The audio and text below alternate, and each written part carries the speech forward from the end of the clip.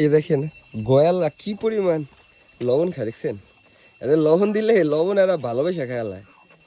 আমাদের আমাদের ঢাকা শহরে মেয়েদের চকলেট দিলে যতটা খুশি হয়, এদিকের গরুরে লবণ দিলে এতে বেশি খুশি হয়।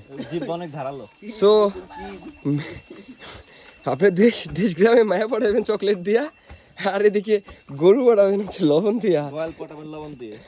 ওকে, এই যে তুমি তো খাইছো, ওর একটু দেই। হ্যাঁ ওইটারে অনেক খাইছো। দেখে দেখে দেখে বাবু, এটা তো পিছিয়ে যাবে না। হ্যাঁ এই তো এই তো দুইটা পড়াই লাগছে ভাই, দুইটার পিছনে আজকে উঠে আমরা যাবো আমাদের এই যে পালংখ্যাং যে পাড়া, ওখানে যাবো। এই দুইটার পিছুটা দুইটা দুই পাশে দেখছেন, কোনো ভয় নেই। মানে এরা এতটা রুষ্ট পুষ্ট, কিন্তু ভয় লাগে না। কিন্তু না না ভয় লাগে না, ফ্রেন্ডলি হয়ে যায়।